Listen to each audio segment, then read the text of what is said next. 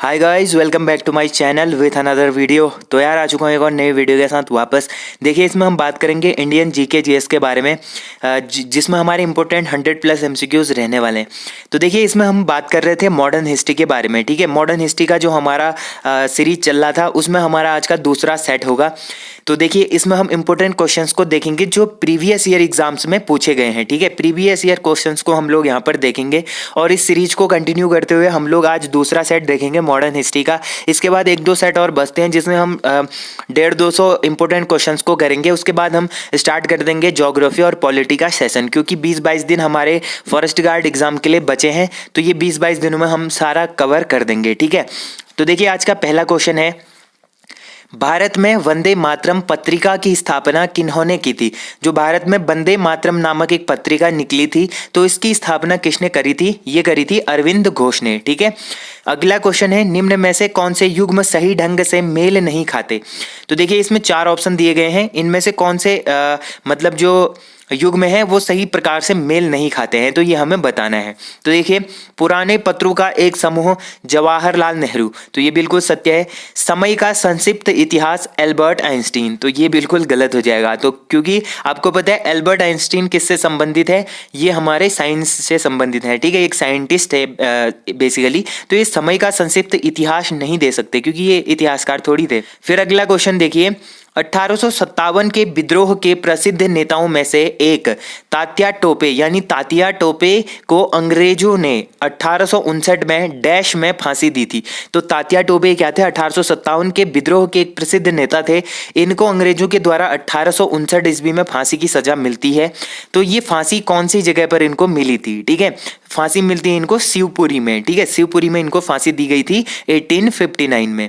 फिर अगला क्वेश्चन देखिए, निम्न में से किन्होंने 1857 के सिपाही विद्रोह को विद्रोह नहीं कहा था? तो विद्रोह नहीं किसने कहा था? ये बोला था कार्ल मार्क्स ने। ठीक है, फिर अगला है, चक्रवर्ती राजगोपालाचारी से पूर्व भारत के गवर्नर जनरल कौन थे? जब सी राजगोपालाचारी जी क्या बने थे? भारत के गवर्नर जनरल बने थे। तो इनसे पूर्व कौन थे भारत के गवर्नर जनरल? तो ये थे लॉर्ड माउंटबेटन। ठीक है, लॉर्ड माउंटबेटन क्या हुआ करते थे? भारत के गवर्नर जनरल हुआ करते थे। फिर देखिए, स्वतंत्र भारत के प्रथम भारतीय व अंतिम गवर्नर जनरल कौन थे? तो स्वतंत्र भारत के प्रथम गवर्नर जनरल कौन थे और अंतिम भी यही थे? ठीक है, तो कौन थे? सी राजगोपालाचारी, मतलब चक्रवर्ती राजगोपालाचारी क्या थे? भारत के प्रथम गवर्नर जनरल थे और अंतिम गवर्नर जनरल थे स्वतंत्र भारत के। क्योंकि उसके बाद जो होता है ये वॉइसराय और गवर्नर जनरल ये वाला जो पद था ये हटा के उसके बाद चेंज कर दिया गया था। ठीक है, फिर अगला क्वेश्चन है, इनमें से किस लड़ाई में अंग्रेजों ने बंगाल के नवाब सिराजुद्दौला को हराया था? तो कौन सी लड़ाई में अंग्रेजों ने सिराजुद्दौला को हराया था? ये हराया था हमारा 1757 में प्लासी का जो लड़ाई हुई थी। ठीक है, प्लासी के युद्ध में अंग्रेजों ने सिराजुद्दौला को हराया था। फिर अगला क्वेश्चन है, प्लासी की लड़ाई अंग्रेजों और डैश के बीच लड़ी गई थी? तो अंग्रेज और किसके बीच लड़ी गई थी प्लासी का युद्ध? ये लड़ा जाता है सिराजुद्दौला और अंग्रेजों के बीच में। ठीक है, प्लासी के युद्ध में 1757 ईस्वी में ये युद्ध हुआ था जिसमें अंग्रेजों की तरफ से रॉबर्ट क्लाइव थे और बंगाल के नवाब सिराजुद्दौला थे। ठीक है, जिसमें सिराजुद्दौला अंग्रेजों के हाथों हार जाते हैं। फिर अगला क्वेश्चन है, वर्ष डैश में ईस्ट इंडिया कंपनी के जहाजों ने सूरत के पास स्थित स्वाली एस्चुअरी में पुर्तगालियों को पराजित किया था? तो पुर्तगालियों को कब पराजित किया था? ये किया था 1612 ईस्वी में। ठीक है, 1612 में किया था। फिर अगला क्वेश्चन है, भारत के governor general lord William Bentinck ने सती प्रथा को समाप्त करने हेतु डैश में कानून पारित किया था? तो कब कानून पारित होता है? 1829 ईस्वी में पारित होता है। भारत के जो गवर्नर जनरल होते थे लॉर्ड विलियम बेंटिंग और राजा राममोहन राय, इन्होंने सती प्रथा का अंत करा था 1829 ईस्वी में। फिर अगला क्वेश्चन देखिए, डैश में ब्रिटिश सरकार ने भारत में सरकार की संरचना में कुछ सुधारों की घोषणा की जिन्हें मॉर्ले मिंटो सुधार के रूप में जाना जाता है? तो ये कब पारित होता है? तो मॉर्ले मिंटो जो सुधार हुआ था ये होता है हमारा 1909 ईस्वी में। ठीक है, अगला क्वेश्चन है, महात्मा गांधी भारतीय राष्ट्रीय कांग्रेस के अध्यक्ष किस वर्ष बने? जो महात्मा गांधी थे ये भारतीय राष्ट्रीय कांग्रेस आईएनसी के अध्यक्ष किस वर्ष बने थे? तो ये बने थे हमारा 1924 ईस्वी में। ठीक है, 1924 में। और इनकी अध्यक्षता में इन्होंने एक ही कांग्रेस के अधिवेशन की अध्यक्षता करी थी जो था बेलगाम की अध्यक्षता। ठीक है, बेलगाम का जो अधिवेशन हुआ था उसकी अध्यक्षता करी थी। अगला क्वेश्चन है सुभाष चंद्र बोस वर्ष डैश में कांग्रेस पार्टी के अध्यक्ष बने थे। तो सुभाष चंद्र बोस कब बने थे? ये बनते हैं 1938 ईस्वी में, ठीक है। और 1939 में आई थिंक इन्होंने कांग्रेस की अध्यक्षता, मतलब कांग्रेस पार्टी छोड़ दी थी इन्होंने, ठीक है, अध्यक्षता छोड़ दी थी बेसिकली। भारतीय राष्ट्रीय कांग्रेस के अधिवेशन की सर्वप्रथम किस मुसलमान ने अध्यक्षता की थी? तो फिर देखिए अगला क्वेश्चन है भारतीय राष्ट्रीय कांग्रेस के अधिवेशन की सर्वप्रथम किस मुसलमान ने अध्यक्षता की थी? तो कौन सा ऐसा मुसलमान था जिन्होंने आईएनसी के अधिवेशन की सर्वप्रथम क्या करी थी? अध्यक्षता करी थी। तो ये थे बदरुद्दीन तैयब जी, ठीक है। जो बदरुद्दीन तैयब जी थे इन्होंने करी थी प्रथम अधिवेशन की अध्यक्षता, ठीक है। अगला क्वेश्चन है स्वतंत्रता सेनानियों भगत सिंह, सुखदेव और राजगुरु को डैश में फांसी की सजा दी गई थी। तो इनको फांसी की सजा कब मिलती है? ये मिलती है 1931 को, ठीक है। फिर अगला क्वेश्चन देखिए गुरुमुखी पेपर स्वदेश सेवक के नाम से प्रचलित था, जिसमें सामाजिक सुधार का समर्थन किया जाता था और साथ ही भारतीय सैनिकों से अंग्रेजों के विरुद्ध विद्रोह करने की मांग की गई थी, को स्वतंत्रता संग्राम के दौरान वैंकूवर से डैश प्रकाशित किया जाता था। तो वैंकूवर से प्रकाशित किया जाता था। तो कौन प्रकाशित करते थे, क्या प्रकाशित करते थे? तो ये हो जाएगा हमारा जीडी कुमार, ठीक है। जीडी कुमार क्या करते थे? प्रकाशित करते थे। नेक्स्ट क्वेश्चन है एलन ऑक्टेवियन ह्यूम, मतलब A.O. ह्यूम एक सेनानिवृत्त अंग्रेजी ICS अधिकारी ने वर्ष डैश में भारतीय राष्ट्रीय संघ का गठन किया था। तो भारतीय राष्ट्रीय संघ का गठन इन्होंने कब करा था? ये करा था हमारा 1884 ईस्वी में, ठीक है। इसके बाद ही इन्होंने क्या करा था? 1885 ईस्वी में कांग्रेस की स्थापना करी थी, ठीक है। फिर देखिए नाथुराम गोडसे के वे 3 भाई कौन थे जो RSS के सदस्य थे? तो गोडसे के 3 भाई कौन थे जो क्या थे? RSS के सदस्य थे। तो ये थे हमारे दत्तात्रेय, गोविंद और गोपाल, ठीक है। ऑप्शन ए इसका राइट आंसर होगा। दत्तात्रेय, गोविंद और गोपाल क्या थे? नाथुराम गोडसे के 3 भाई थे जो आरएसएस से जुड़े हुए थे। अगला क्वेश्चन है घूमर लोक नृत्य है। तो घूमर लोक नृत्य है कहाँ का? ये है राजस्थान का, ठीक है। जैसे ही गुजरात का है गरबा, आसाम का है बिहू, वैसे ही राजस्थान का क्या है? घूमर लोक नृत्य है, ठीक है। डैश कला का अभ्यास भारतीय उपमहाद्वीप के मिथिला क्षेत्र में किया जाता है। तो डैश कला मतलब कौन सी कला का अभ्यास भारतीय उपमहाद्वीप के मिथिला क्षेत्र में किया जाता है? तो ये किया जाता है मधुबनी कला का अभ्यास, ठीक है। अगला क्वेश्चन है 1928 के बारदोली सत्याग्रह का नेतृत्व किसने करा था? जो 1928 में बारदोली सत्याग्रह हुआ था इसका नेतृत्व किस व्यक्ति ने करा था? तो इसका नेतृत्व करा था सरदार वल्लभ भाई पटेल ने, ठीक है। सरदार वल्लभ भाई पटेल जी ने करा था। फिर अगला क्वेश्चन देखिए बलदेव सिंह अंतरिम सरकार के सदस्य स्वतंत्र भारत की पहली सरकार में डैश के प्रमुख नेता थे। तो किसके प्रमुख नेता हुआ करते थे? ये थे रक्षा के प्रमुख नेता, ठीक है। फिर अगला क्वेश्चन देखिए मैकमोहन रेखा चीन के तिब्बती क्षेत्र और भारत के उत्तर पूर्व क्षेत्र के बीच की सीमा रेखा है जिसे ब्रिटिश औपनिवेशिक प्रशासन हेनरी मैकमोहन ने 1914 में डैश संधि पत्र में प्रस्तावित किया था। तो कौन सी संधि पत्र में किया था? ये किया था हमारा शिमला समझौता, जो शिमला समझौता हुआ था ना उसमें किया था, ठीक है। फिर अगला क्वेश्चन है डैश में विश्व धर्म संसद 1893 में स्वामी विवेकानंद ने हिंदू धर्म के बारे में विस्तार से बताया था। तो कहाँ पर इन्होंने बताया था? ये बताया था इन्होंने शिकागो में, ठीक है। शिकागो में जो विश्व धर्म संसद में संसद हुआ था उसमें स्वामी विवेकानंद ने हिंदू धर्म के बारे में विस्तार से बताया था, ठीक है। अगला क्वेश्चन है 18 अप्रैल 1930 को हुई चिट्टग्राम शस्त्रागार छापे की घटना का नेतृत्व किसने किया था जिसमें क्रांतिकारियों ने डंपारा में स्थित पुलिस शस्त्रागार पर कब्जा कर लिया था? तो ये किसने करा था? ये करा था हमारा गणेश घोष ने, ठीक है। गणेश घोष जी ने करा था। फिर अगला क्वेश्चन है खुदीराम बोस को ब्रिटिश न्यायाधीश मजिस्ट्रेट डैश की हत्या के प्रयास के लिए फांसी दी गई। तो किसकी हत्या के लिए इनको फांसी दी गई थी? ये दी गई थी किंग्सफोर्ड की हत्या के लिए फांसी। फिर अगला क्वेश्चन है दिसंबर 1916 में दोनों पक्षों के संयुक्त सत्र में डैश संधि भारतीय राष्ट्रीय कांग्रेस और मुस्लिम लीग के बीच एक समझौता हुआ था। तो कहाँ पर इनका एक समझौता हुआ था? ये होता है लखनऊ में, ठीक है। लखनऊ समझौता होता है।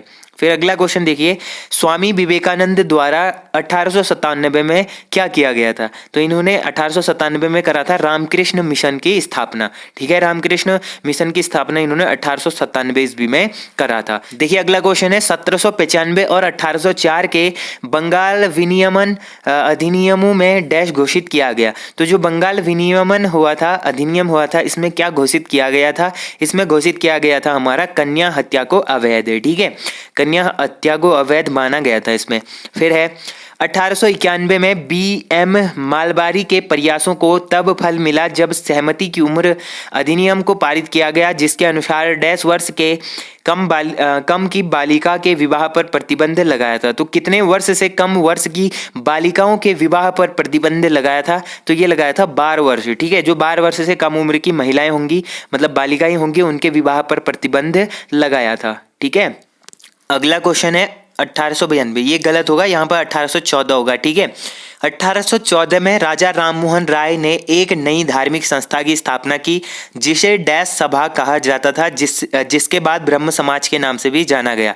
तो ये कौन सी थी? आत्मीय सभा थी। ठीक है, आत्मीय सभा को बाद में ब्रह्म समाज के नाम से जाना जाता था, ब्रह्म सभा के नाम से भी जाना जाता था। ये 1814 में हुआ था। ठीक है, फिर अगला क्वेश्चन देखिए, 1857 के सिपाही विद्रोह में सिपाहियों को किस कंपनी द्वारा बनाए गए कारतूसों पर आपत्ति थी? तो कौन से कंपनी के कारतूसों पर आपत्ति थी? ये थी एनफील्ड के कारतूसों पर आपत्ति। फिर देखिए, हिंदू विधवा पुनर्विवाह अधिनियम 1856, जिसे अधिनियम 15 मतलब XV 1856 भी कहा जाता है, 26 जुलाई 1856 को लागू हुआ, जिसे लॉर्ड द्वारा पारित किया गया था। तो कौन से लॉर्ड ने पारित करा था इसको? ये करा था लॉर्ड कैनिंग ने। ठीक है, फिर अगला क्वेश्चन है, बंगाल का विभाजन 1905 ब्रिटिश वाइसराय डैश द्वारा किया गया था। तो बंगाल का विभाजन कब होता है? 1905 ईस्वी में होता है। तो ये किसने करा था? ये करा था लॉर्ड कर्जन ने।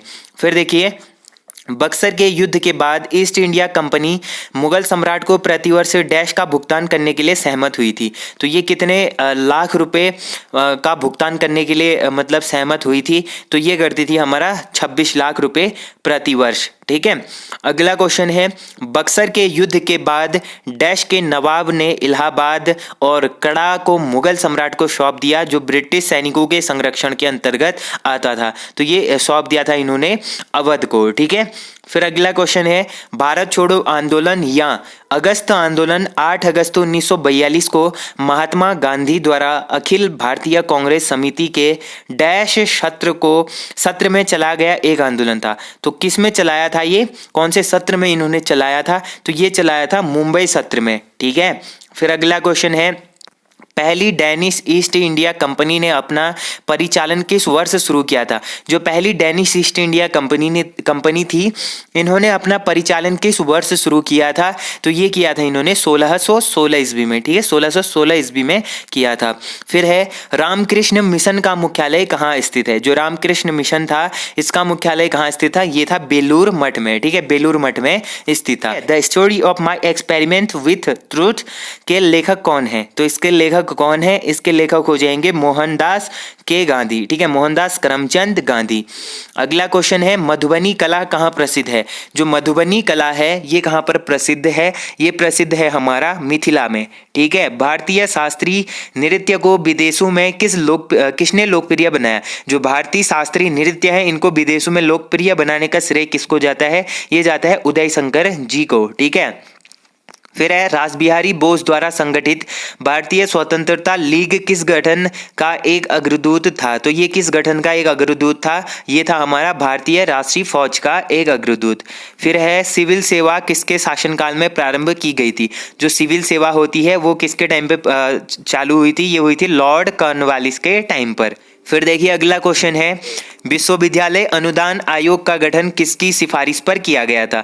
जो विश्वविद्यालय अनुदान आयोग बना था, इसका गठन हुआ था, ये किसकी सिफारिश पर होता है? ये होता है डॉक्टर सर्वपल्ली राधाकृष्णन आयोग की सिफारिश पर। ठीक है, फिर अगला क्वेश्चन है, हंटर आयोग ने किसके विकास पर अधिक बल दिया था?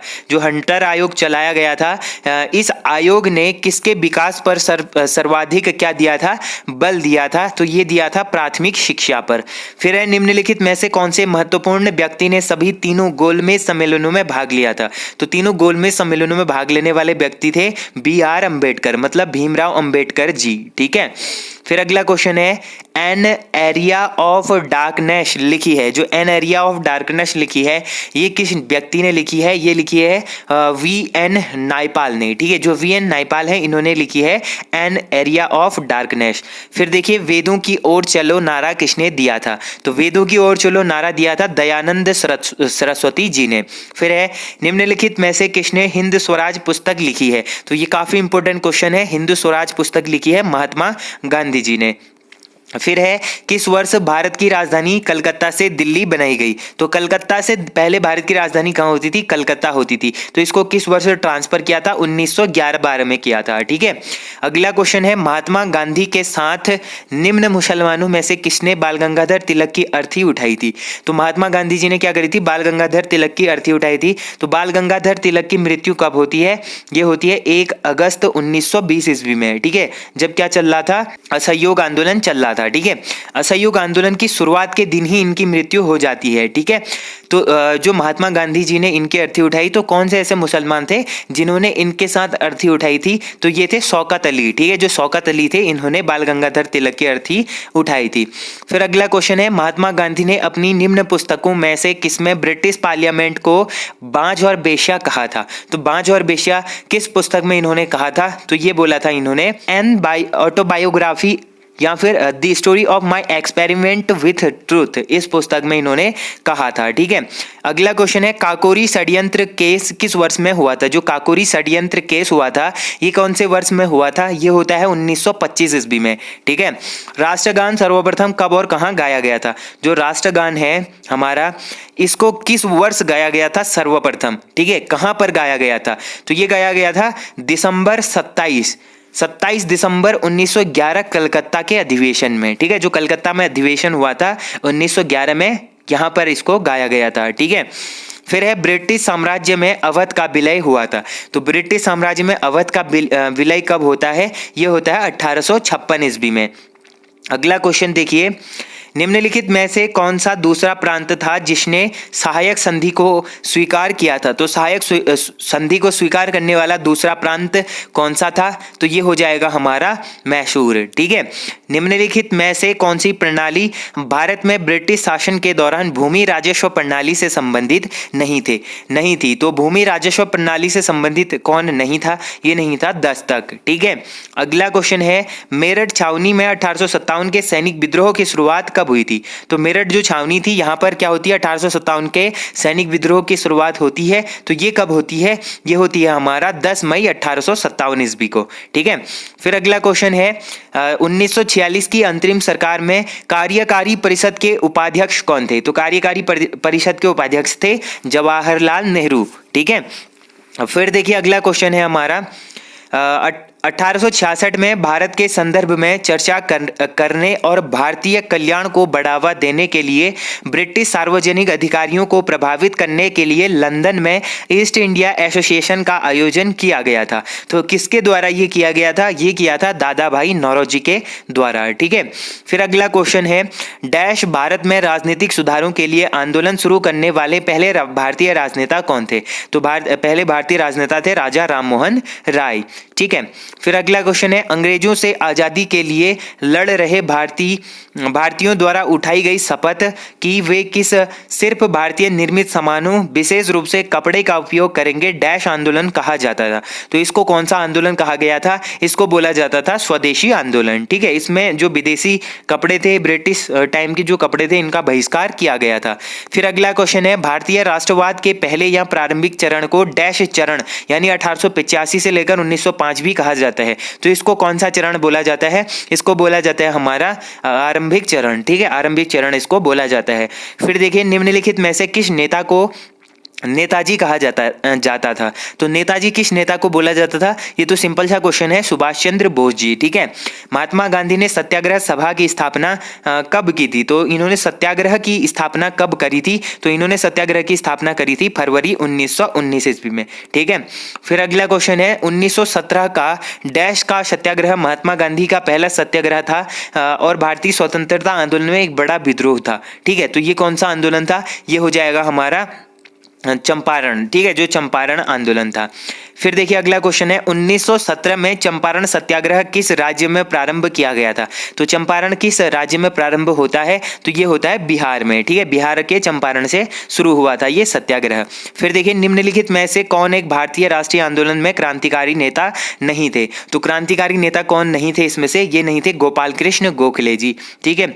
फिर अगला क्वेश्चन देखिए 28 दिसंबर 1885 को भारतीय राष्ट्रीय कांग्रेस आईएनसी की स्थापना गोकुलदास तेजपाल संस्कृत स्कूल के परिसर में डैश में हुई थी। ठीक है। तो आईएनसी जो भारतीय राष्ट्रीय कांग्रेस है, इसकी स्थापना कब होती है? 1885 ईस्वी में होती है। किसके द्वारा होती है? एओ ह्यूम के द्वारा होती है। ठीक है। तो ये किस स्कूल के मतलब परिसर में हुई थी? कौन से स्कूल के? तो ये होती है हमारा बम्बई के जो गोकुलदास तेजपाल संस्कृत स्कूल है, इसके परिसर में होता है। ठीक है, बम्बई में। अगला क्वेश्चन है सिपाही विद्रोह किस वर्ष हुआ था? तो सिपाही विद्रोह होता है हमारा 1857 में। ठीक है, 1857 की महान क्रांति हुई थी जो। जनवरी 1858 में लॉर्ड कैनिंग डैश चले गए और दिल्ली डिवीजन को छोड़कर उत्तरी पश्चिमी प्रांत का गठन किया था। तो यह कहां पर जाते हैं? ये जाते हैं इलाहाबाद। ठीक है।